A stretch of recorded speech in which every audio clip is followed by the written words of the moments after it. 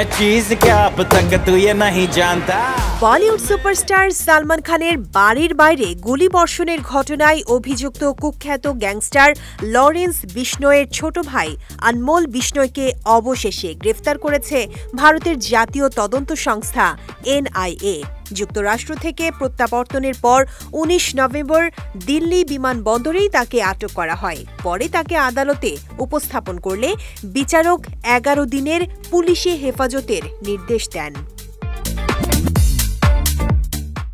ভারতীয় সংবাদ মাধ্যম জানায়, দীর্ঘদিন ধরে পলাতক আনমোলকে ধরতে আন্তর্জাতিক পর্যায়ে তৎপরতা চালিয়ে আসছিল ভারতীয় আইনশৃঙ্খলা বাহিনী। ২০২৫-এর এপ্রিল মাসে যুক্তরাষ্ট্রের ক্যালিফোর্নিয়ায় তাকে আটক করা হয়। আইনি প্রক্রিয়া সম্পন্ন হওয়ার পর ১৯ নভেম্বর তাকে ভারতে ফিরিয়ে আনা হয়। তার বিরুদ্ধে বিভিন্ন রাজ্যে অন্তত ৩১টি ফৌজদারি মামলা রয়েছে। আনমোল বিশনোয় সবচেয়ে বেশি আলোচনায় আসেন পাঞ্জাবি গায়ক সিধু মুসেওয়ালা হত্যাকাণ্ডে সন্দেহভাজন হিসেবে।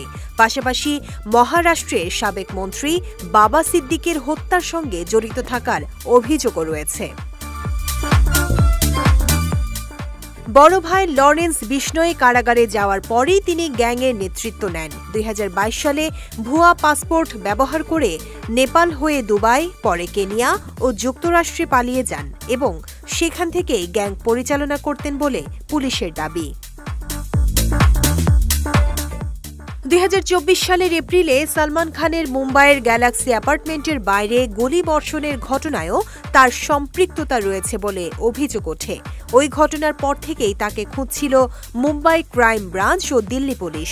তার গ্রেফতারের পর এবার মামলার গুরুত্বপূর্ণ অগ্রগতি আশা করছে আইনশৃঙ্খলা বাহিনী।